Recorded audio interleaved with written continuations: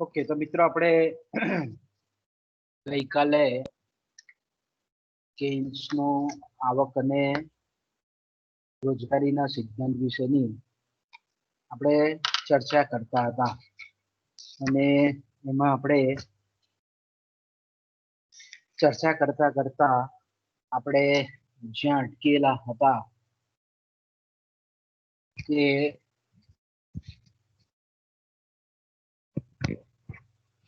અર્થતંત્રમાં કુલ આવક અને રોજગારીનું જે નિર્ધારણ છે, બરાબર, એની પાછળ બે પરિબળો આપણે કહીએ કે મુખ્ય કરીને કુલ માંગ કિંમત અને કુલ પુરવઠા કિંમત. તો આપણે જાણીએ છીએ તે પ્રમાણે કે કુલ માંગ કિંમત એટલે આપણે કીધું તે પ્રમાણે કે રોજગારીની અલગ અલગ સપાટીએ જે કંઈ પણ નિયોજક દ્વારા જે અપેક્ષિત વેચાણ આવક છે એનું પ્રમાણ એને આપણે માંગ કિંમત કહીએ છીએ. અને કુલ પુરવઠા કિંમત એટલે આપણને ખબર છે તે પ્રમાણે કે અલગ અલગ રોજગારીના સ્તરે જે લઘુત્તમમાં લઘુત્તમ જે વેચાણ આવક છે એ પ્રાપ્ત કરવાની સંભવિતતા, એને આપણે કહીએ છીએ કુલ પુરવઠા કિંમત.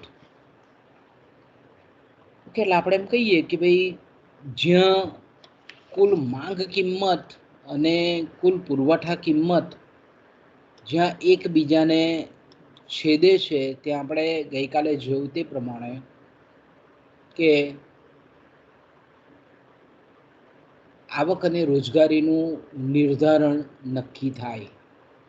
અને આપણે એ પણ જોયું કે જે જગ્યાએ કુલ માંગ કિંમત અને કુલ પુરવઠા કિંમત એકબીજાને જ્યાં છેદતી હોય બંનેની રેખાઓ, અને ત્યાં જે સમતુલા પ્રાપ્ત થાય અને એ સમતુલાના જે બિંદુ છે એ સમતુલાના બિંદુએ આપણે એમ કહીએ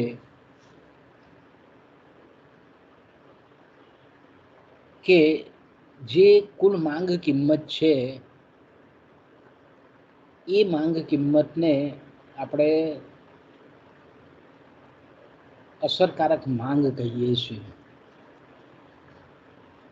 એટલે આપણે એમ કહીએ કે જ્યાં સમતુલાના બિંદુએ આપણે કીધું તેમ કે ભાઈ સમતુલિત જે માંગ કિંમત છે એને જ્યારે આપણે અસરકારક માંગ કહેતા હોઈએ તો એનો મતલબ એવો ક્યારે પણ આપણે કહી શકાય નહીં કે અર્થતંત્રમાં આ સંતુલિત માંગ કિંમતે એટલે કે અસરકારક માંગે અર્થતંત્રમાં પૂર્ણ રોજગારી પ્રવર્તે છે. અર્થતંત્ર મેં કીધું તેમ કે પૂર્ણ રોજગારીની પરિસ્થિતિ આવતા પહેલાં પણ એ સમતોલિત થઈ જતું હોય છે. એટલે આપણે એમ કહી શકીએ કે કુલ માંગ કિંમત અને કુલ પુરવઠા કિંમતનું સમતુલાનું બિંદુ એ આપણે એમ કહીએ કે પૂર્ણ રોજગારીની પરિસ્થિતિ અવસ્થા એ એકચ્યુઅલમાં બતાવતું હોતું નથી. આપણે એ પણ ગઈકાલે થોડી ચર્ચા કરી ગયા કે ભાઈ એવું નથી કે અર્થતંત્રમાં પૂર્ણ રોજગારીની પરિસ્થિતિ સંભવી ન શકે. જો આપણે એમ કહીએ કે અર્થતંત્રમાં જો પૂર્ણ રોજગારીની અવસ્થા પહેલાં જો કુલ માંગ કિંમત અને કુલ પુરવઠા કિંમત જ્યારે એક સમાન થઈ રહેતી હોય અને ત્યારે આપણે જાણીએ છીએ કે જો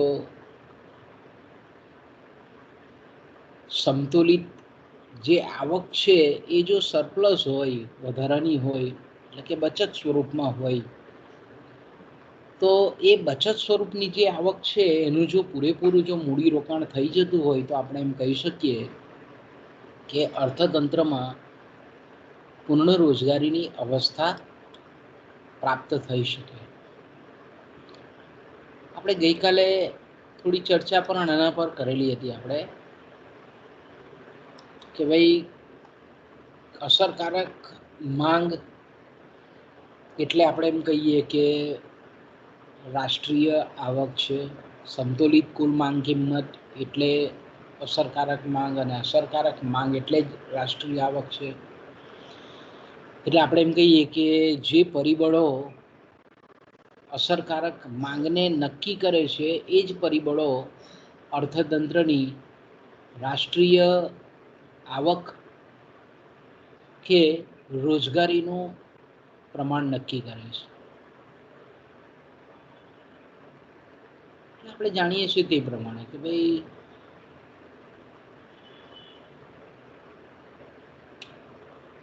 સમતોલિત કુલ માંગ કિંમત એટલે અસરકારક માંગ, ને અસરકારક માંગ એટલે અર્થતંત્રમાં લોકોએ જે કંઈ પણ ચીજ વસ્તુઓ અને સેવાઓ પાછળ ખર્ચેલા નાણાંની વાસ્તવિક રકમ.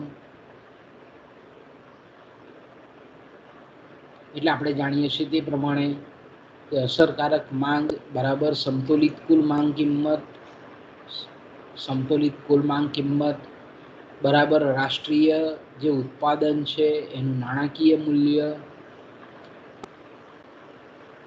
કુલ રાષ્ટ્રીય ઉત્પાદનનું નાણાકીય મૂલ્ય એટલે આપણે જાણીએ છીએ તે પ્રમાણે કે રાષ્ટ્રીય આવક, અને રાષ્ટ્રીય આવક બરાબર રાષ્ટ્રીય ખર્ચ, અને રાષ્ટ્રીય ખર્ચને નક્કી કરતું બે જે પરિબળ છે વપરાશી ખર્ચ અને મૂડીરોકાણ ખર્ચ. તો આપણે એમ કહી શકીએ કે અર્થતંત્રમાં અસરકારક માંગને નક્કી કરતું જો કોઈ પરિબળ હોય તો આ બે પરિબળો ખાસ અગત્યના છે. કેન્સ જે કહે છે તે એક તો વપરાશી ખર્ચ અને મૂડીરોકાણ ખર્ચ. એટલે આના પરથી આપણે એમ કહીએ કે અર્થતંત્રમાં આ બે પ્રકારના જે ખર્ચ છે એની સમજૂતી કેન્સે આપણને ઉપભોગ વિધેય કે વપરાશ વિધેય, અને બીજો જે ખ્યાલ એમણે આપેલો છે એ છે મૂડીરોકાણ વિધેય. એના દ્વારા આપણે એમ કહીએ કે એની સમજૂતી આપેલી છે. એટલે આપણે જાણીએ છીએ તે પ્રમાણે કે અર્થતંત્રમાં જે કેન્સ આપણને જે ખાસ કહેવા માંગે છે તે કે ભાઈ જો અર્થતંત્રમાં રોજગારીનું પ્રમાણ નક્કી કરવું હોય અથવા તો એને અર્થતંત્રમાં હાલમાં જે પ્રવર્તમાન રોજગારીની સપાટી છે એને એ સપાટીએ જો આપણે એમ કહીએ કે ટકાવી રાખવી હોય તો આપણે જાણીએ છીએ તે પ્રમાણે કે રાષ્ટ્રીય ખર્ચને આપણે પ્રવર્તમાન સપાટીએ ટકાવી રાખવો પડે. અને રાષ્ટ્રીય કુલ ખર્ચ એટલે આપણને ખબર છે તે પ્રમાણે કે ઉપભોગ ખર્ચ, વપરાશ ખર્ચ અને બીજો છે મૂડી રોકાણ ખર્ચ. આ બંનેનો સરવાળો એટલે રાષ્ટ્રીય ખર્ચ. તો આપણે જાણીએ છીએ તે પ્રમાણે કે આવો જે રાષ્ટ્રીય ખર્ચ છે એને જો પોતાની પ્રવર્તમાન સપાટીએ ટકાવી રાખવો હોય તો આપણે જાણીએ છીએ તે પ્રમાણે કે અર્થતંત્રની જે રાષ્ટ્રીય આવક છે એ રાષ્ટ્રીય આવકમાંથી કુલ જે વપરાશી ખર્ચ છે એને બાદ કરતાં જે કંઈ પણ બચતો બાકી રહે એ બધી જ બચતોનું જો અર્થતંત્રમાં મૂડીરોકાણ થઈ જાય તો આપણે એમ કહીએ કે અર્થતંત્રમાં પ્રવર્તમાન રોજગારીની સપાટીએ અર્થતંત્ર ટકી રહે. પણ જો આપણે એમ કહીએ કે કુલ રાષ્ટ્રીય આવક પૈકી વપરાશ ખર્ચ બાદ કરતાં જે બચત રહે એનું જો મૂડીરોકાણ ન થાય તો આપણે એમ કહીએ કે કુલ ખર્ચમાં એટલો ઘટાડો થાય અને એને પરિણામ સ્વરૂપ આપણે એમ કહીએ કે કુલ રાષ્ટ્રીય આવક ઘટે, અસરકારક માંગનું પ્રમાણ ઘટે અને સાથે સાથે આપણે એમ કહીએ કે રોજગારીનું પ્રમાણ પણ ઘટે.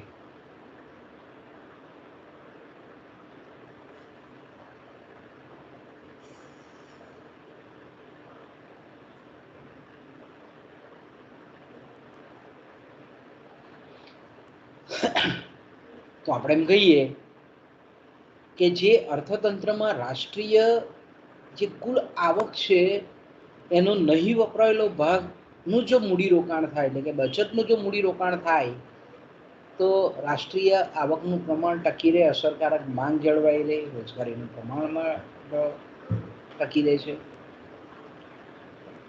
તો આપણે એમ કહીએ કે ભાઈ અસરકારક જે માંગ છે એના ઘટક તત્વો કયા કયા છે.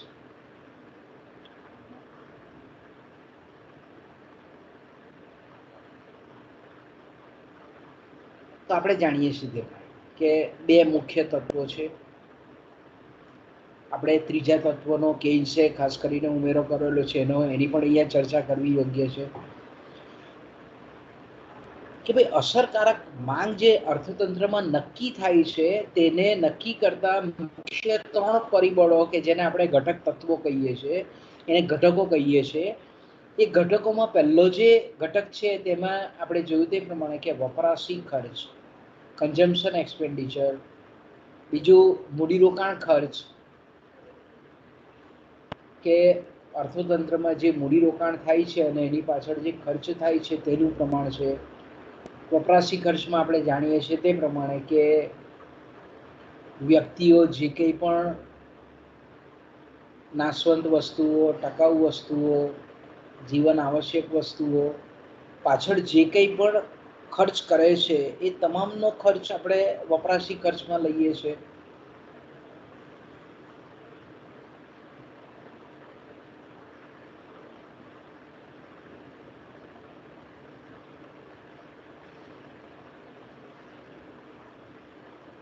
મૂડીરોકાણ ખર્ચમાં આપણે જાણીએ છીએ તે પ્રમાણે કે વાસ્તવિક મૂડીરોકાણ, સંસ્થાકીય મૂડીરોકાણ, નાણાકીય મૂડીરોકાણ, નહીં કે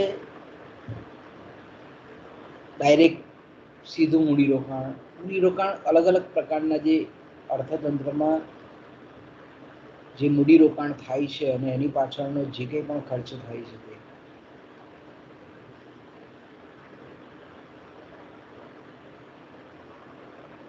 ત્રીજી જે બાબત છે એ છે સરકાર કે જાહેર ખર્ચ.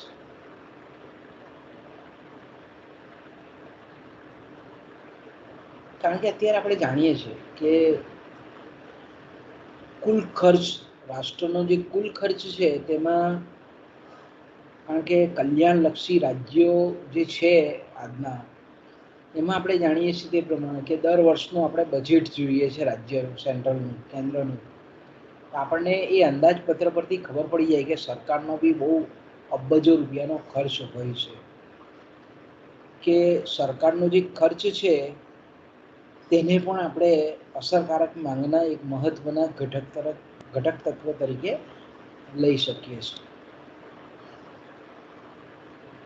તો આપણે એમ કહીએ કે 3 ખર્ચની આપણે ચર્ચા આ રીતે કરી શકીએ કે ભાઈ વપરાશી ખર્ચમાં મેં કીધું તેમ કે જે અંતિમ તૈયાર વપરાશ યોગ્ય વસ્તુ છે, ઉપયોગ યોગ્ય વસ્તુ છે, એની પાછળ કરવામાં આવતો જે ખર્ચ છે તેનો સમાવેશ થઈ જાય છે. મૂડીરોકાણ ખર્ચમાં ખાનગી ક્ષેત્રના ઉત્પાદકો, કંપનીઓ, પેઢીઓ, ઇવન આપણે કહીએ કે જાહેર સાહસો જે છે એનું જે કંઈ પણ મૂડીરોકાણ અને એની પાછળનો જે કંઈ પણ ખર્ચ છે એ બધાનો સમાવેશ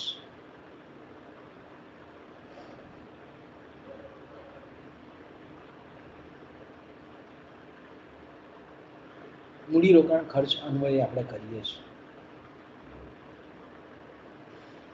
ઘણી વખત આપણે જાણીએ છીએ તે કે ઉપરોક્ત જે વપરાશી ખર્ચ છે અને મૂડીરોકાણ ખર્ચ છે અને સરકારી ખર્ચ છે એમાં જો વધારો થાય તો સ્વાભાવિક છે, આપણે જાણીએ છીએ તે પ્રમાણે કે એની સીધી અસર એ કુલ માંગ કિંમત પર પડે છે અને પરિણામ સ્વરૂપ આપણે એમ કહીએ કે અર્થતંત્રની જે અસરકારક માંગ છે તેમાં આપણને વૃદ્ધિ થતી જોવા મળે છે. આ ત્રીજો જે ખર્ચનો ખ્યાલ છે સરકારી ખર્ચ, કે જે પણ જેને આપણે જાહેર ક્ષેત્રનો ખર્ચ કહીએ છીએ, એ કેઇન્સના જે અનુયાયીઓ છે એ એનો વધારે આગ્રહ રાખે છે કે એનો સમાવેશ પણ થવો જોઈએ. અર્થતંત્રમાં આવક અને રોજગારીનું જો આપણે એમ કહીએ કે નિર્ધારણ કરવું હોય તો જાહેર ક્ષેત્ર પાછળનો જે ખર્ચ છે તેને પણ ખરેખર ધ્યાનમાં લેવો જોઈએ.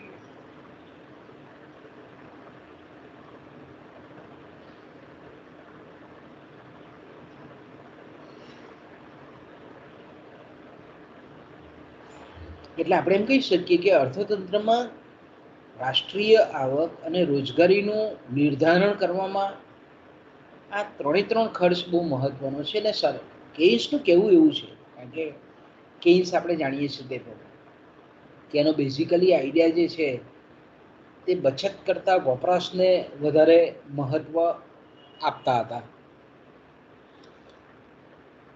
એટલે આપણે એમ કહી શકીએ કે બહુ શોર્ટમાં જો આપણે એકદમ ટૂંકાણમાં પછીથી આપણે ચાર્ટ પછી આપણે સમજીએ છીએ ડિટેલમાં કે એકદમ જો ઉપર છેલ્લી આપણે જો ઝલક મારવી હોય કે કેઇન્સનો જે અસરકારક માંગનો સિદ્ધાંત છે તેની, તો આ રીતે આપણે કહી શકીએ કે ભાઈ રોજગારી અને અર્થતંત્રની જે રાષ્ટ્રીય આવક છે એનો આધાર અસરકારક માંગ પર છે અને અસરકારક માંગનો આધાર છે એ વપરાશી ખર્ચ અને મૂડીરોકાણ ખર્ચ પર છે. અને મૂડીરોકાણ ખર્ચ અને વપરાશી ખર્ચના નક્કી કરનારા જે નિર્ધારક પરિબળો છે એ અર્થતંત્રમાં અસરકારક માંગને નક્કી કરે છે.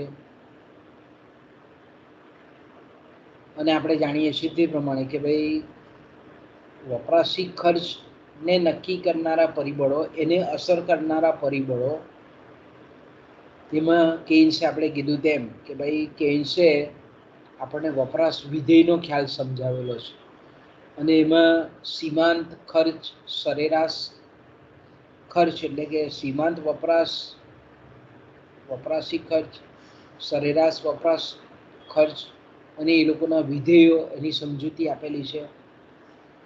તો આપણે એમ કહીએ કે અર્થતંત્રના જે લોકો છે, વ્યક્તિઓ છે, કુટુંબો છે, પેઢીઓ છે, એ અલગ અલગ વસ્તુઓ પાછળ જે ખર્ચ કરે છે, વપરાશી વસ્તુઓ પાછળનો જે ખર્ચ કરે છે, એનો આધાર બે પરિબળો પર છે. લોકોની આવક પર એક કે ભાઈ આવક વધે તો વપરાશ વધે, આવક ઘટે તો વપરાશ ઘટે. અને બીજું છે વપરાશ વૃત્તિ, કે ભાઈ આવકમાં જે દરે વધારો થાય એ દરે જો વપરાશમાં વધારો થાય તો તેને આપણે વપરાશ વૃત્તિ કહીએ છીએ. અને વપરાશ વૃત્તિનો જે આધાર છે તે ખાસ કરીને આપણે એમ કહીએ કે કેટલાક આત્મલક્ષી પરિબળો અને વસ્તુલક્ષી પરિબળો પર આધારિત છે.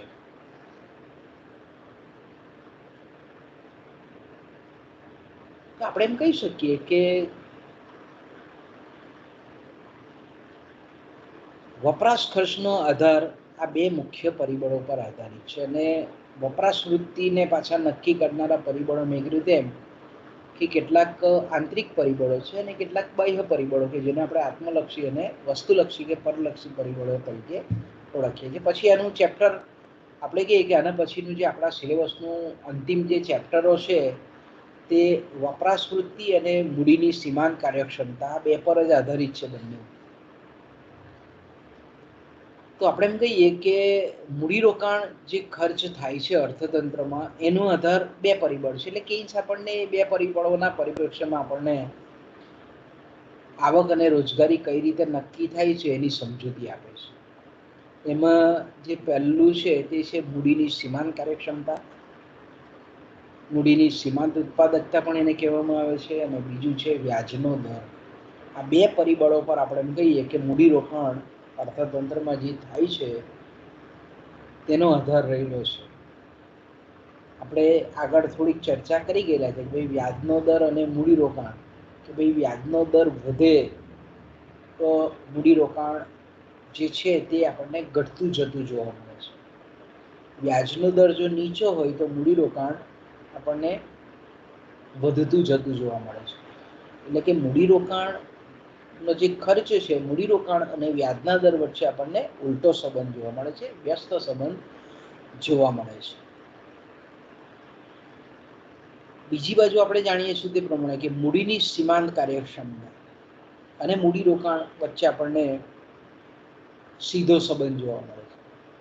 મૂડીરોકાણ અને મૂડીની સીમાંત કાર્યક્ષમતા, જો આપણે સહેજ ઉલટો શબ્દ આપણે એનું જો ક્રોનોલોજી બદલી નાખીએ, મૂડીની સીમાંત કાર્યક્ષમતા અને મૂડી રોકાણ વચ્ચે આપણને કેવો સંબંધ જોવા મળે? સીધો સંબંધ જોવા મળે કે ભાઈ અર્થતંત્રમાં જો મૂડીની સીમાંત કાર્યક્ષમતામાં વધારો થાય તો મૂડીરોકાણમાં વધારો થાય.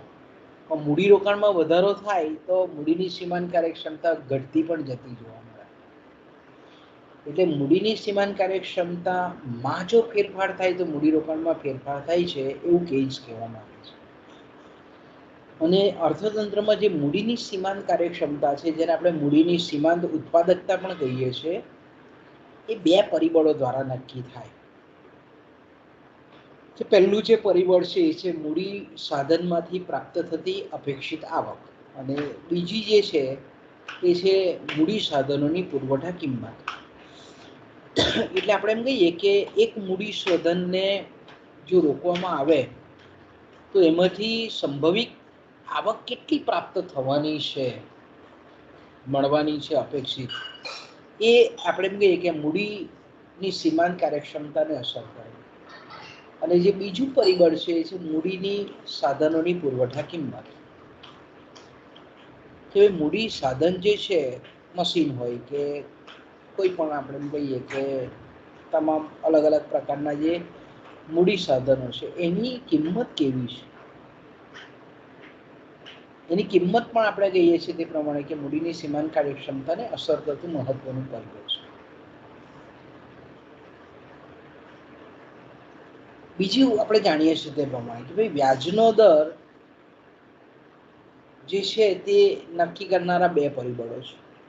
તો નાણાંનો કુલ જથ્થો, એટલે કે નાણાંનું કુલ પ્રમાણ, કે જેને આપણે નાણાંનું કુલ પરિમાણ કહીએ છીએ, અને બીજું છે લોકોની રોકડ પસંદગી, તરલતા પસંદગી જેને આપણે કહીએ છીએ. અને તરલતા પસંદગી આપણે જાણીએ છીએ તે પ્રમાણે કે ત્રણ હેતુસર થાય: વિનિમય, સાવચેતી અને સટ્ટાકીય હેતુસર લોકો પોતાની આવકનો અમુક ભાગ રોકડ સ્વરૂપે હાથ પર રાખે છે. ઓકે, તેનું પ્રમાણ છે. તો આને આપણે એક આ રીતે ચાર્ટના સ્વરૂપમાં જોઈ શકીએ.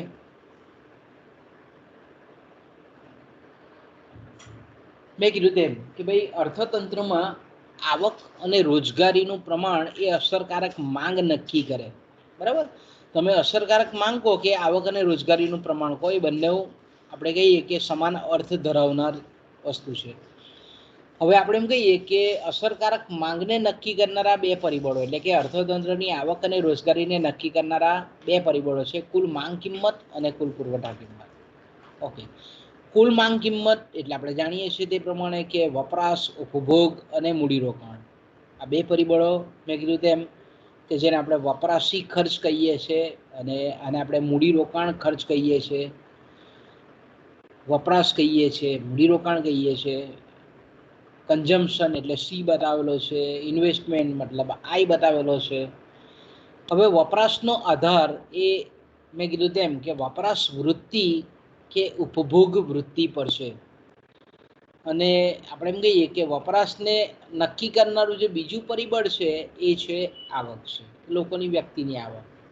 કે ભાઈ આવક જેમ વધારે તેમ આપણે એમ કહીએ કે વપરાશ વધારે, આવક ઓછો તેમ આપણે કહીએ વપરાશ. પણ અહીંયા આપણે એમ કહીએ કે આવક અને વપરાશ વચ્ચેનો જે સંબંધ છે એ આપણને ઉપભોગ વિધેય દ્વારા સમજાવેલો છે. કે છે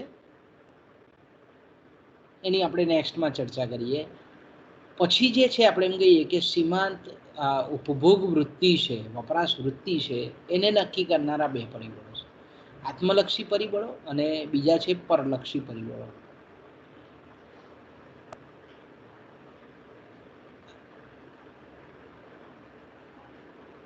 બીજું આપણે એમ કહીએ કે મૂડીરોકાણ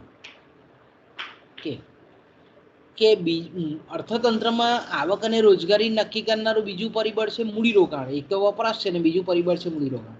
હવે મૂડીરોકાણને અસર કરનારા પરિબળોમાં વ્યાજનો દર અને મૂડીની સીમાંત કાર્યક્ષમતા આ બે પરિબળો છે. આપણે થોડી આગળ ચર્ચા કરી આપણે આ એક ચાર્ટના ફોર્મમાં છે કે મૂડીની સીમાંત કાર્યક્ષમતા અને મૂડી સાધનની કિંમત, મૂડી પુરવઠાની કિંમત, પછી મૂડી સાધનમાંથી ભાવિ એટલે કે એક મૂડી સાધનને રોકવાથી ભવિષ્યમાં કેટલું વળતર પ્રાપ્ત થશે તેનું પ્રમાણ છે. અર્થતંત્રમાં વ્યાજનો દર નક્કી કરવામાં આ બે પરિબળો ખૂબ મહત્વનો ભાગ ભજવે છે. રોકડ પસંદગી અને નાણાંનો પુરવઠો. રોકડ પસંદગીનો જે હેતુ છે એટલે કે આવકનો અમુક ભાગ લોકો તરલ સ્વરૂપે હાથ પર રાખવા માંગે છે, કારણ કે નાણું એક સરળ સંપત્તિ છે, તરલ અસ્કાયમ જ છે.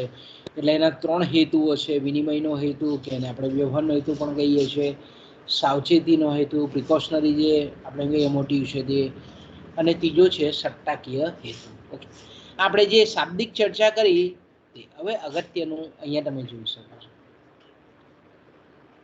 કે ઉપરનો જે આપણે આલેખ જોયો આગળનો કે એમાં આપણે જોયું તે પ્રમાણે કે હવે કેન્સ જે આપણને કહે છે તે ખાસ અગત્યનું એનું જે એક્સટ્રેક્શન છે એનું તારણ છે તે ખૂબ મહત્વનું છે. કે આ ઉપરનો જે આપણે ચાર્ટ જોયો આખો એમાં આપણે જોયું તે પ્રમાણે કે અસરકારક માંગ એ મુખ્યત્વે બે પરિબળો પર આધારિત છે: વપરાશ ખર્ચ અને મૂડીરોકાણ ખર્ચ. ઓકે, વપરાશ ખર્ચનો આધાર આપણે કીધું તે પ્રમાણે કે આવકની સપાટી પર છે. ઓકે, એટલે આપણે એમ કહી શકીએ કે વય આવકની સપાટી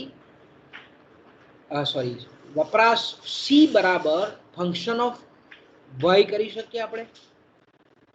વપરાશ અને આવક વચ્ચેનો કેવો સંબંધ છે? પરિમાણજન્ય સંબંધ છે, અથવા તો એને આપણે વિધેયાત્મક સંબંધ છે, ફંક્શનલ રિલેશનશીપ છે આવક અને વપરાશ પાછળ. અને કેન્સનો જે એપ્રોચ છે, કેન્સનો જે અભિપ્રાય છે તે એવું કહે છે અને આવક અને વપરાશ વચ્ચેનો જે સંબંધ એમણે એક સાયકોલોજીકલ નિયમ દ્વારા સમજાવેલો છે. મનોવૈજ્ઞાનિક નિયમ દ્વારા એની સમજૂતી આપેલી છે કે ભાઈ કોઈ પણ વ્યક્તિ હોય બરાબર, એ વ્યક્તિની આવક જેમ વધે છે તેમ વપરાશ વધે છે. ઓકે, આવક જેમ વધે છે તેમ એનો વપરાશ વધે છે, પણ વપરાશ વૃત્તિ સમયાંતરે ઘટે છે. કે શું કહે છે કે આવક જ્યારે વધે છે વ્યક્તિની ત્યારે આવક કરતા વપરાશ વધે છે. આવકમાં વધારો થાય છે એટલે વપરાશમાં વધારો થાય છે, પણ આવકમાં જે દરે વૃદ્ધિ થાય છે એને કરતા વપરાશમાં ઓછા દરે વૃદ્ધિ થાય છે. એટલે કે આવકમાં જે દરે વધારો થાય છે એના કરતા વપરાશમાં વધારો થાય છે, પણ એ કેવો છે? ઘટતા દરે છે, ડિક્રીઝિંગ રેટે છે. આપણે સ્વાભાવિક છે કે જાણીએ છીએ કે દાખલા તરીકે અત્યારે તમે અભ્યાસ કરો છો બરાબર, અત્યારે કોઈ જગ્યાએ નોકરી નથી કરતા, પણ જેવું તમારું MA પતી જાય પછી કેટલાક તમારામાંથી BEd કરશે, કેટલાક PhD કરશે, કેટલાક નેટ સ્લેટની એક્ઝામ આપશે, ઘણા MBA કરશે, અલગ અલગ પ્રકારના કોર્સમાં ઘણા બધા વિદ્યાર્થીઓ તમારા પૈકીના જશે અને પછી શું કરશે? નોકરી લાગશે. એ કોર્સ પતી જાય પછી હવે નોકરીએ લાગે એટલે આપણે કહીએ કે ભણતા હોય ત્યાં સુધી કોઈ આવક નથી, પણ જેવું આપણે એમ કહીએ કે નોકરી ચાલુ કરી એટલે તમારે દર મહિને પગાર આવે. તો કે ભાઈ દાખલા તરીકે તમારો પગાર 20,000 રૂપિયા નક્કી થયો તો તમે શું કરો? પહેલા મહિને 20,000 આવે એટલે કપડાં લો, બૂટ લો, જે તમારી પ્રાથમિકતા ધરાવતી જે વસ્તુઓ છે એની તમે ખરીદી કરો. ઓકે, પછી બીજા મહિને તમે જુઓ તો કે ભાઈ બીજે મહિને પાછા 20,000 આવ્યા, તો તમે અનાજ પાણી છે કે પછી લાઇટ બિલ છે કે બીજા ખર્ચાઓ છે, ફી છે કે બીજા અન્ય ઘરના આપણે એમ કહીએ કે ખર્ચાઓ તમે કરો. ઓકે, ત્રીજા મહિને પાછા 20,000 આવ્યા, એટલે આપણે એમ કહીએ કે તમે ફર્નિચર લાવો, મોબાઈલ લાવો, બાઇક લાવો. આપણે એમ કહીએ ને કે જેમ જેમ આપણી આવક આવતી જાય તેમ તેમ તમે શું કરો છો, તમે વપરાશ વધારતા જાઓ છો. પછી આપણે જોઈએ છે કે ભાઈ 6 મહિને કે 8 મહિને તમે જ્યાં જોબ કરો છો ત્યાં તમને ઇન્ક્રીમેન્ટ મળે, તમારી આવકમાં વધારો થાય. તો આપણે એમ કહીએ કે 1 વર્ષ પછી, 2 વર્ષ પછી તમારે જ્યારે પણ પગારમાં વધારો થાય, બીજી બાજુ તમે દર મહિને તમે જે આવક પ્રાપ્ત કરો છો એમાંથી તમારી જે જીવન જરૂરિયાતવાળી વસ્તુઓ છે તે દર મહિને ખરીદતા જાઓ. એટલે એક સમય એવો આવી જાય કે તમારી પોણા ભાગની જે જરૂરિયાતો છે એ મોટે ભાગે સંતોષાઈ જાય.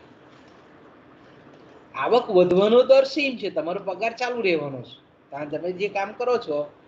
અહીંયા કેન્સ આપણને એવું કહે છે કે ભાઈ આવકમાં વધારો થાય છે એટલે વપરાશ તો વધે જ છે, પણ આવક વૃદ્ધિ કરતા વપરાશ વૃદ્ધિનો દર છે તે ઘટતા દરે વધે છે.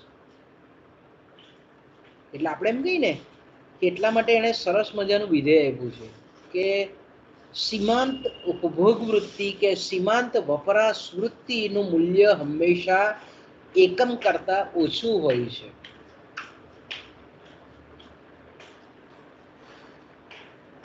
એનું મૂલ્ય કેટલું હોય તો કે એકમ કરતા ઓછું હોય છે, કારણ કે આપણે જાણીએ છીએ જેમ જેમ આવકમાં વધારો થતો જાય તેમ તેમ તમારો આવક હશે અને વપરાશ વચ્ચે ગાળો વધતો જાય. મેં કીધું તેમ કે ભાઈ પહેલા મહિને તમે શું કરો, 20,000 ખર્ચી નાખો, બીજા મહિને તમે 19,000 ખર્ચો, ત્રીજા મહિને 18,000 ખર્ચો, ચોથા મહિને 16,000 ખર્ચો, કારણ કે તમારી જરૂરિયાત સંતોષાતી જાય છે.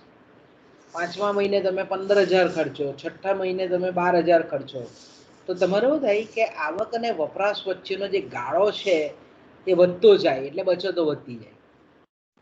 આવક વધતી, આવક ધારો કે આપણે કહીએ વધેરી પણ સેમ રહી, પણ વપરાશ તમારો ઘટતો જાય, એટલે આપણે એમ કહીએ કે આવક અને વપરાશ વચ્ચેનો જે ગાળો વધતો જાય એને આપણે બચત કહીએ છીએ. તો બચત આપણી વધતી જાય જેમ જેમ આવક વધતી જાય તેમ તેમ. અથવા આપણે એમ કહીએ કે આપણી જરૂરિયાત સંતોષવાતી જાય, આપણો વપરાશ ઘટતો જાય, એટલે આપણે એમ કહીએ કે તમારી બચતોમાં વધારો થાય. હવે તો અહીંયા આપણને, જેને આપણે રેડ સિગ્નલ કહીએ ને, કેન્સ એવું કહે છે કે ભાઈ અર્થતંત્રની રોજગારીને જો આપણે ટકાવી રાખવી હોય તો આ જે આવક અને વપરાશ વચ્ચેનો જે ગેપ છે, અર્થતંત્રની આપણે વ્યક્તિગત બચતોનો સરવાળો કરીએ તો અર્થતંત્રની કુલ બચતો આપણી સમક્ષ આવે. તો આપણે એમ કહીએ કે અર્થતંત્રની કુલ આવક અને કુલ વપરાશ વચ્ચેનો જે ગાળો છે તેને આપણે કુલ બચત કહીએ છીએ. જો આપણે અર્થતંત્રમાં જો પ્રવર્તમાન રોજગારીનું પ્રમાણને જો જાળવી રાખવું હોય તો આપણે એમ કહીએ કે કુલ આવક અને કુલ વપરાશ વચ્ચેનો જે આ ગાળો છે બચત સ્વરૂપનો, એનું મૂડીરોકાણ થવું જોઈએ. એનું આપણે એમ કહીએ કે નિષ્ક્રિય બચતો પડી રહેવી નહીં જોઈએ.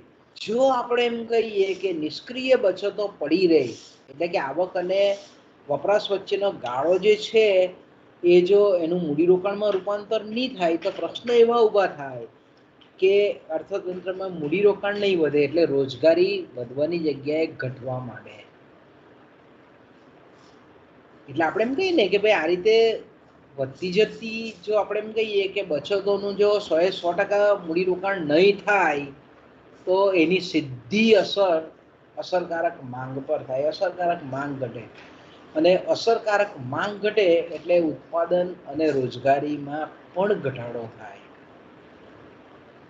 એટલે આપણે એમ કહીએ કે રોજગારીનું જો પ્રમાણને આપણે જાળવી રાખવું હોય, ટકાવી રાખવું હોય તો ખાસ કરીને આવક અને વપરાશ વચ્ચેનો જે બચતનો ગાળો છે એ બચતનું રોકાણ થવું જોઈએ. એટલે રોકાણ માટે, મૂડીરોકાણ માટે આપણે એમ કહીએ કે સાહસિકોને આગળ આકર્ષવા જોઈએ. એટલે આપણે એમ કહીએ ને કે સરકારે એવું સ્કીમ લાવે, બધી ઘણી બધી યોજનાઓ લાવે ઉદ્યોગ સાહસિક માટે. સરકાર જોઈએ છે આપણે કેજના ડગલે ને પગલે ઉપયોગ કરે છે. આપણે એમ કહીએ ને કે આપણા બેઝિકલી સિદ્ધાંતો કોણે આપેલા છે, તો કે કેન્સે આપેલા છે કે આ રીતે અર્થતંત્રમાં બચતો છે તેનું મૂડીરોકાણ કરવું જોઈએ. એટલે આપણે એમ કહીએ કે મૂડીરોકાણ માટે કોણ આગળ આવે, તો કે ઉત્પાદકો આગળ આવે.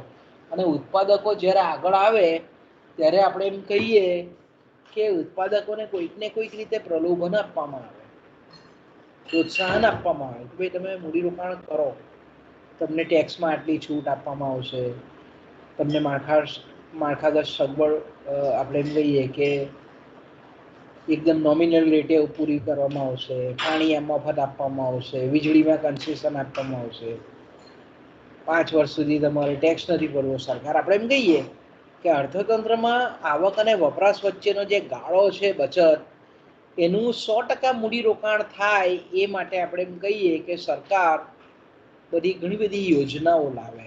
તો આપણે એમ કહીએ ને કે ભાઈ કેન્સના જે સિદ્ધાંતો છે તે સરકારને આર્થિક નીતિ ઘડવામાં અને એનું અમલીકરણ કરવામાં ખૂબ મહત્વનો ફાળો આપે છે, અથવા તો બહુ અગત્યના છે આપણે સરકાર માટે. ઓકે, તો આપણે એમ કહીએ કે કેન્સ આપણને એવું કહે છે કે ખાસ કરીને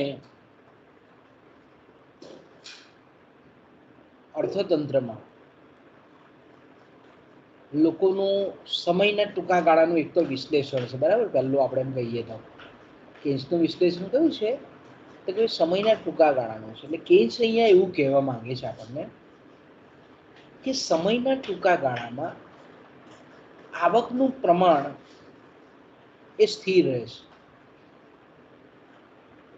સમયના ટૂંકા ગાળામાં લોકોની કે વ્યક્તિઓની આવકમાં બહુ ઝાઝો, જેને આપણે ડ્રાસ્ટિક ચેન્જ કહીએ છીએ, નોંધનીય આપણે એમ કહીએ કે જે તફાવત કહીએ છીએ, એ તફાવત આપણે એમ કહીએ કે આવતો નથી. આવક છે તે લગભગ સમાન રહેશે. બીજું આપણે એમ કહીએ કે વપરાશ વૃત્તિને અસર કરનારા જે પરિબળો છે, એ વપરાશ વૃત્તિને અસર કરનાર પરિબળોમાં પણ એ આંતરિક પરિબળો હોય કે બાહ્ય પરિબળો હોય, આત્મલક્ષી હોય કે પરલક્ષી હોય, વસ્તુલક્ષી હોય, એમાં સમયના ટૂંકા ગાળામાં બહુ ઝાઝો ફેરફાર થતો નથી. એટલે કેન્સ આપણને શું કહે છે કે અર્થતંત્રમાં આવક અને રોજગારીનું પ્રમાણ નક્કી કરવામાં વપરાશી ખર્ચ અથવા તો વપરાશ એ નિષ્ક્રિય પરિબળ છે. બહુ એટલું બધું ઇફેક્ટિવ પરિબળ નથી જેટલું મૂડીરોકાણ ખર્ચ અથવા તો મૂડીરોકાણ છે તે પ્રમાણે. એટલે અહીંયા હું કહે છે કે આપણને એવું કહેવા માંગે છે કે અર્થતંત્રમાં આવક અને વપરાશ નક્કી કરવામાં જેટલો મૂડીરોકાણનો યક્ષ ફાળો છે એટલો વપરાશી ખર્ચ કે વપરાશનો ફાળો નથી. એટલે આપણે એમ કહી શકીએ કેન્સ એવું કહે છે કે ભાઈ જો અર્થતંત્રમાં ખરેખર જો આપણે એમ કહીએ કે વપરાશને જો ટકાવી રાખવામાં આવે, અસરકારક માંગને જો ટકાવી રાખવામાં આવે અને બચતો અર્થતંત્રમાં થયેલી હોય અને એનું જો આપણે એમ કહીએ કે પૂરેપૂરું જો મૂડીરોકાણ કરી નાખવામાં આવે તો આપણે એમ કહીએ કે અસરકારક માંગનું પ્રમાણ ઊંચું ટકાવી શકાય, આવકનું પ્રમાણ, રાષ્ટ્રીય આવકનું પ્રમાણ ટકાવી શકાય, રોજગારીનું પ્રમાણને આપણે ઊંચું ટકાવી શકાય. પણ મેં કીધું તેમ કે કેન્સ બહુ ભારપૂર્વક કહે છે કે ભાઈ વપરાશ વૃત્તિ સમયના ટૂંકા ગાળામાં લોકોની સ્થિર રહે છે, વપરાશનું પ્રમાણ એમાં બહુ ઝાઝો ફેરફાર થતો નથી. એટલે મહત્વનું જે પરિબળ છે એ અર્થતંત્રમાં આવક અને રોજગારી અને અસરકારક માંગને નક્કી કરનારું પરિબળ છે, એ પરિબળ છે મૂડીરોકાણ ખર્ચ. મૂડીરોકાણ તો આપણે જાણીએ છીએ કે આજે મૂડીરોકાણનો જે આધાર છે એ ખાસ કરીને આપણે જાણીએ છીએ તે પ્રમાણે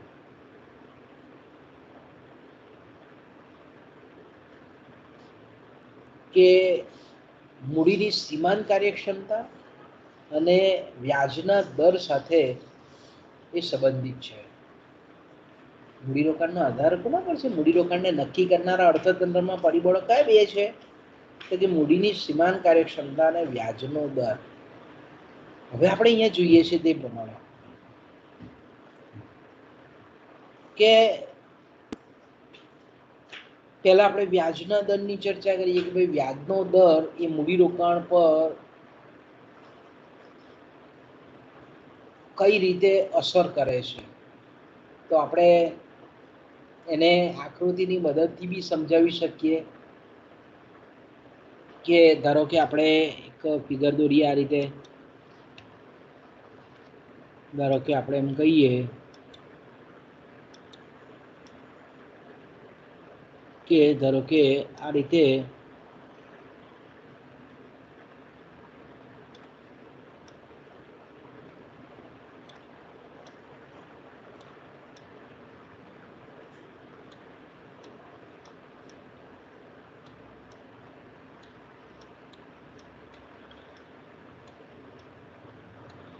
અહીંયા આપણે મૂડીરોકાણ લઈએ.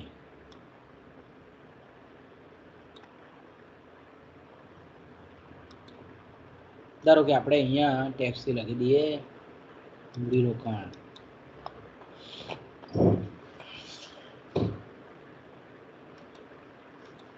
અહીંયા તમે જોઈ શકો છો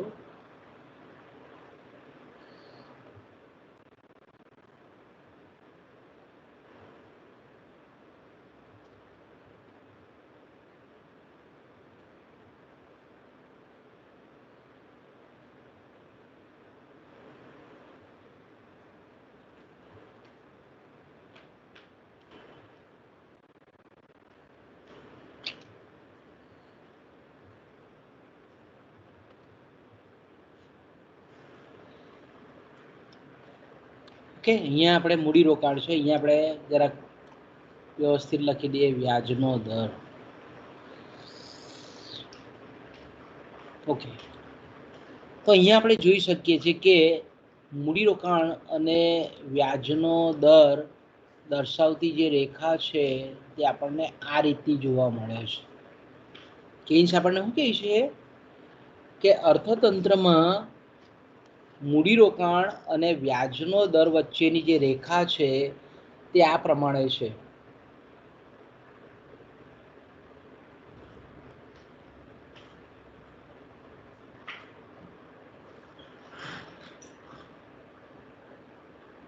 આપણે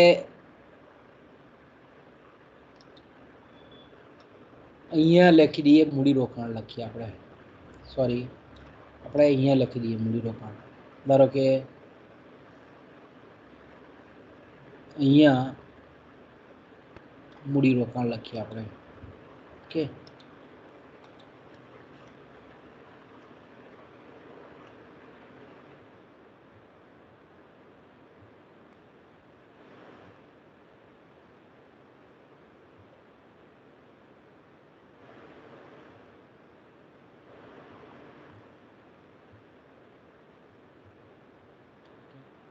અને અહીંયા આપણે વ્યાજનો દર બતાવી દઈએ.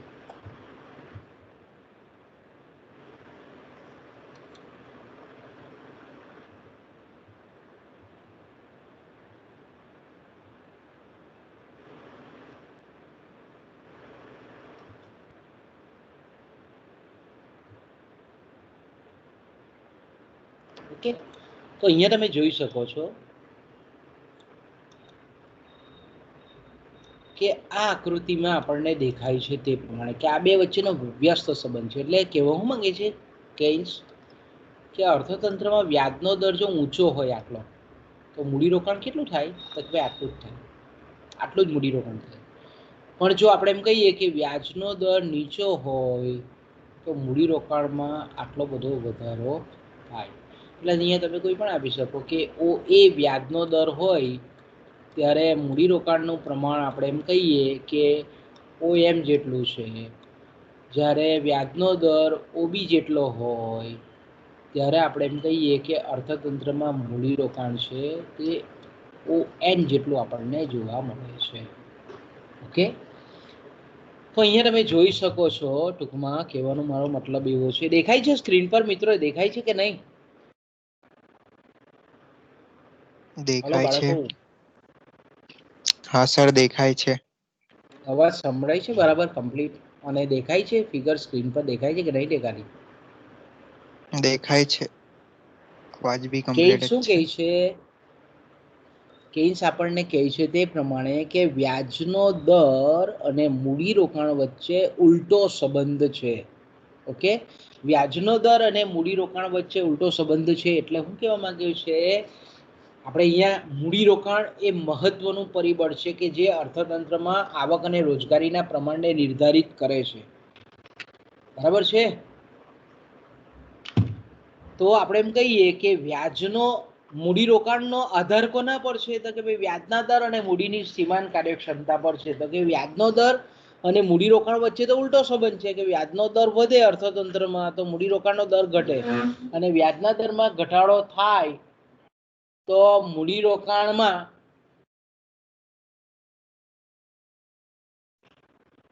ઘટાડો થાય છે આપણે જોઈએ છે. બંને વ્યસ્ત સંબંધ છે. કેન્સ અહીંયા આપણને એવું કહે છે કે હવે અર્થતંત્રમાં જે વ્યાજનો દર નક્કી થાય છે તે પાછો કોના પર આધાર છે? તો એનો આપણે આધાર જોઈએ તે પ્રમાણે કે એક તો રોકડ પસંદગી. અર્થતંત્રમાં જો અહીંયા પરોક્ષ રીતે તમારે થોડુંક મગજ વધારે ઊંડું ચલાવવું પડશે. અસરકાર આવક અને રોજગારીનો સિદ્ધાંત એ કેવો છે? બહુ ઊંડો સિદ્ધાંત છે. મૂડી આપણે એમ કહીએ છીએ કેન્સ એવું કહેવા માંગે છે કે અર્થતંત્રમાં આવક અને રોજગારીને નક્કી કરતા બે મુખ્ય પરિબળો છે, વપરાશ અને મૂડીરોકાણ. તો કે વપરાશનો આધાર મેં કીધું તેમ કે વપરાશ વૃત્તિ પર છે અને લોકોની આવક પર છે. તો એ બંને પરિબળો સમયના ટૂંકા ગાળામાં સ્થિર રહે છે એટલે અર્થતંત્રમાં અસરકારક માંગનું પ્રમાણ નક્કી કરતા બીજું જે પરિબળ છે મૂડીરોકાણ, એ મૂડીરોકાણનો આધાર છે કે મૂડીરોકાણ જો અર્થતંત્રમાં વધે તો આપણે એમ કહીએ કે આવક અને રોજગારીનું પ્રમાણ વધે, અસરકારક માંગનું પ્રમાણ વધે. એનાથી ઉલટું મૂડીરોકાણમાં જો ઘટાડો થાય તો અર્થતંત્રમાં આવક અને રોજગારીના પ્રમાણમાં પણ ઘટાડો થાય.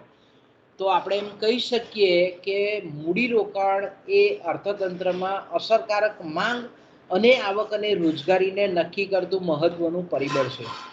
હવે આપણે પાછું ડીપર એનાલિસિસ કરીએ કે ભાઈ મૂડીરોકાણનો આધાર કોના પર છે? તો કે ભાઈ બે પરિબળો પર છે, મૂડીની સીમાંત કાર્યક્ષમતા અને વ્યાજના દર પર. હવે આપણે એમ કહીએ કે પહેલો વ્યાજનો દર લઈએ આપણે તો કે ભાઈ વ્યાજના દરનો આધાર કોના પર છે? તો કે ભાઈ બે બાબતો પર છે. તો એક તો રોકડ પસંદગી, તરલતા પસંદગી પર છે અને નાણાંનું પ્રમાણ છે.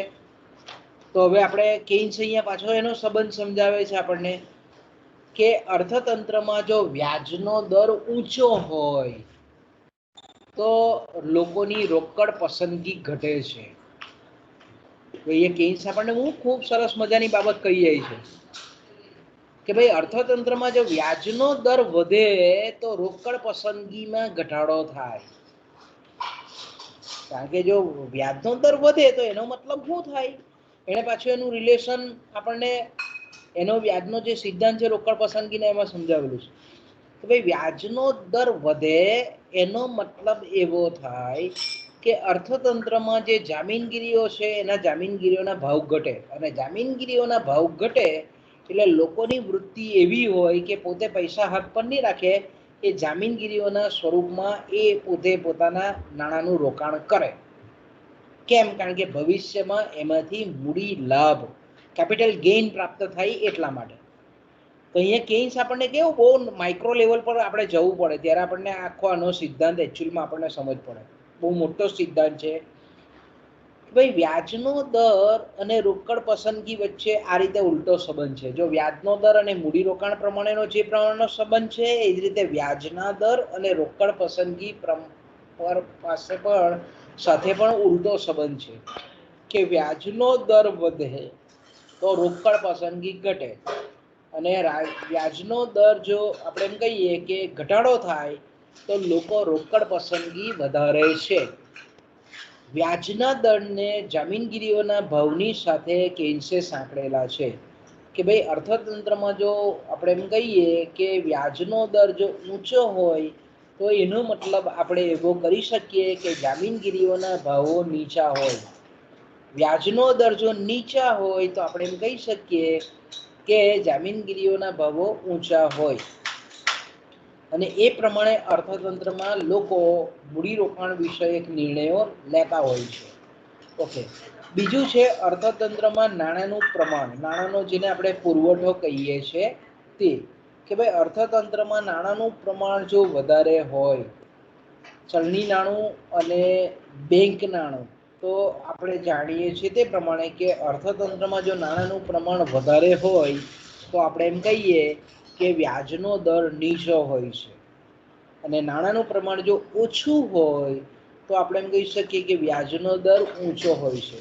એટલે નાણાંનો પુરવઠો અને વ્યાજના દર વચ્ચે પણ આપણને વ્યસ્ત સંબંધ જોવા મળે છે. ક્લિયર થાય છે મિત્રો?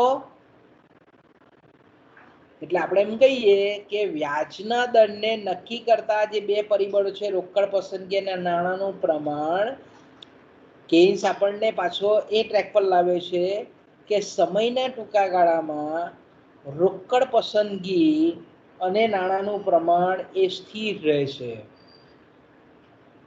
કારણ કે આપણે જાણીએ છીએ તે પ્રમાણે કે કેન્સ આપણે એસવાયમાં ભણી ગયા, રોકડ પસંદગીનો જે સિદ્ધાંત હતો તે કેમ્બ્રિજ સમીકરણ, અને એમાં આપણે જોઈ ગયા તે પ્રમાણે કે નાણાંનો પુરવઠો એ કેન્સ, પિગુ, રોબર્ટસન અને માર્શલની દ્રષ્ટિએ કેવું છે? બાહ્ય પરિબળ છે. એટલે એ નિયંત્રિત પરિબળ છે કે એનું નિયંત્રણ અર્થતંત્રમાં કરી શકાય છે. એટલે અહીંયા કેન્સ આપણને અહીંયા એવું કહેવા માંગે છે કે અર્થતંત્રમાં જે નાણાંનું પરિમાણ છે, નાણાંનો પુરવઠો છે, એ મધ્યસ્થ બેંકના હાથમાં હોય, એ નિયંત્રિત કરી શકે છે. એટલે આપણે એમ કહી શકીએ છીએ કે નાણાંનું પ્રમાણ સમયના ટૂંકા ગાળામાં સ્થિર રહે છે. લોકોની જે અલગ અલગ હેતુસર જે આવકનો જે રોકડ સ્વરૂપમાં જે ભાગ હાથ પર રાખવાની જે વૃત્તિ છે, એ વૃત્તિ પણ કેવી છે? સ્થિર રહે છે. એટલે આપણે એમ કહી શકીએ કે આ બંને પરિબળો કે જે વ્યાજના દરને નક્કી કરે છે, એ પરિબળો સ્થિર રહે છે. એટલે કેન્સ આપણને એવું સમજાવવા માંગે છે કે વ્યાજનો દર એ મૂડીરોકાણને ઓછો અસર કરે છે, નિષ્ક્રિય પરિબળ છે.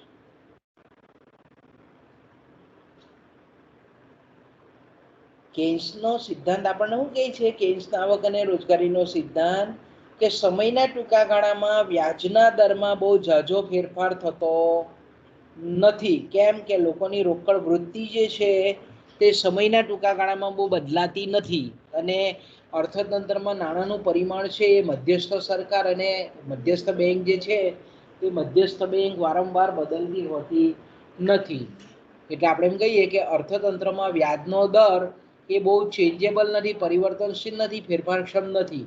એટલે આપણે એમ કહી શકીએ કે અર્થતંત્રમાં વ્યાજનો દર એ મૂડીરોકાણને બહુ નિષ્ક્રિય રીતે અસર કરે, અને અર્થતંત્રમાં આવક અને રોજગારીને નિર્ધારણ કરતું નિષ્ક્રિય પરિબળ તરીકે કેન્સ કહે છે. તો હવે બીજું પરિબળ ખૂબ અગત્યનું છે, એ છે મૂડીની સીમાંત કાર્યક્ષમતા. તો કેન્સ હવે આપણે એમ કહીએ છીએ પ્રમાણે કે મૂડીની સીમાંત કાર્યક્ષમતા બે પરિબળો દ્વારા નક્કી થાય. મૂડીની સીમાંત કાર્યક્ષમતા એટલે આપણે જાણીએ છીએ તે પ્રમાણે કે મૂડીના વધારાના એક એકમના રોકાણ કરવાથી નફો મળવાની જે અપેક્ષા છે, નફા અંગેના વળતરની જે અપેક્ષા છે, ક્ષમતા છે, એને આપણે કહીએ છીએ મૂડીની સીમાંત ઉત્પાદકતા, સીમાંત કાર્યક્ષમતા. મૂડી સાધનના વધારાના એક એકમના રોકાણ કરવાથી ભવિષ્યમાં અપેક્ષિત જે નફાના કે વળતરની જે અપેક્ષા છે, સંભવિત વળતર છે, એ મૂડી સાધનમાંથી અપેક્ષિત જે વળતરનો દર છે એને આપણે મૂડીની સીમાંત કાર્યક્ષમતા કહીએ છીએ. અને મૂડીની સીમાંત કાર્યક્ષમતા મેં કીધું તેમ કે આપણે બે પરિબળો વિશે ચર્ચા કરી ગયેલા છે કે મૂડીની સીમાંત કાર્યક્ષમતા એ મૂડી સાધનની પુરવઠા કિંમત, એટલે કેન્સે એની આપણે વિશ્લેષણમાં ધારણા કરેલી છે, આગળ આપણે જોઈ ગયા છે તે પ્રમાણે કે સમયના ટૂંકા ગાળામાં ઉત્પાદનના સાધનોનું પ્રમાણ સ્થિર રહે છે, ઉત્પાદનના સાધનોની કિંમત સ્થિર રહે છે. એટલે કે જમીન છે, મૂડી છે, શ્રમ છે, નિયોજન શક્તિ છે, કે અન્ય જે મૂડીના સાધનો છે એની કિંમત સમયના ટૂંકા ગાળામાં કિંમત અને એનો પુરવઠો બહુ બદલાવ આવતો નથી, એટલે મૂડી સાધનની પુરવઠા કિંમત સ્થિર છે. એટલે આપણે એમ કહી શકીએ કે મૂડીની સીમાંત કાર્યક્ષમતાને નક્કી કરતું જે આ મૂડીની પુરવઠા કિંમત છે તે બહુ ઓછું અગત્યનું પરિબળ છે. કોની તુલનામાં? તો કે ભાઈ મૂડી સાધનના ભાવિ અનુમાનિત વળતરો. કેસ આપણને શું લાવે છે? છેલ્લો એનો નિચોડ અહીંયા આખા સિદ્ધાંતનો અર્થતંત્રમાં આવક અને રોજગારી જે રીતે નક્કી થાય છે એ આપણને સમજાવતો આ બધા પરિબળોમાંથી આપણે એમ કહીએ કે સૌથી મહત્વનું પરિબળ એ છે મૂડી સાધનના ભાવિ અનુમાનિત વળતરો. એટલે જ્યારે આપણે એમ કહીએ કે અર્થતંત્રમાં જે મૂડીપતિઓ છે, ઉદ્યોગ સાહસિકો છે, નિયોજકો છે, એ જ્યારે વધારાના એક એકમનું મૂડી સાધનનું રોકાણ કરે છે તો એમાંથી મળનારા ભાવિ અનુમાનિત વળતરો કેવા છે એ પ્રમાણે અર્થતંત્રમાં મૂડીની સીમાંત કાર્યક્ષમતા નક્કી થાય. અને મૂડીની સીમાંત કાર્યક્ષમતા જો ઊંચી હોય તો મૂડીરોકાણ અર્થતંત્રમાં વધે છે, અને મૂડીરોકાણ અર્થતંત્રમાં વધે છે તો અસરકારક માંગ વધે છે. અસરકારક માંગ વધે છે એટલે અર્થતંત્રમાં આવક અને રોજગારીનું પ્રમાણ વધે છે. એટલે આવક અને રોજગારીના પ્રમાણને નક્કી કરતું સૌથી મહત્વનું પરિબળ કેન્સની દ્રષ્ટિએ મૂડીની સીમાંત કાર્યક્ષમતા છે, અને અર્થતંત્રમાં મૂડીની સીમાંત કાર્યક્ષમતાને નક્કી કરતા આ બે પરિબળો પૈકી આ પરિબળ આપણે એમ કહીએ કે મૂડીની પુરવઠા કિંમત જે પરિબળ છે તે નિષ્ક્રિય છે, જ્યારે સૌથી અગત્યનું પરિબળ એ મૂડી સાધનના ભાવિ અનુમાનિત વળતરો છે. તો આપણે એમ કહીએ કે અર્થતંત્રમાં આવક અને રોજગારીનું નિર્ધારક કરનાર જે મહત્વનું પરિબળ છે એ મૂડી સાધનના ભાવિ અનુમાનિત વળતરો છે. ઓકે, તો મિત્રો અહીંયા આપણો આ સિદ્ધાંત પતી જાય છે. એની મર્યાદાઓ છે તે હવે આપણે કાલે જોઈશું. કોલેજ જરાક મીટિંગ છે એટલે કોલેજ જવું પડશે અત્યારે. તો અહીંયાથી આપણે અટકીએ છીએ, બરાબર છે.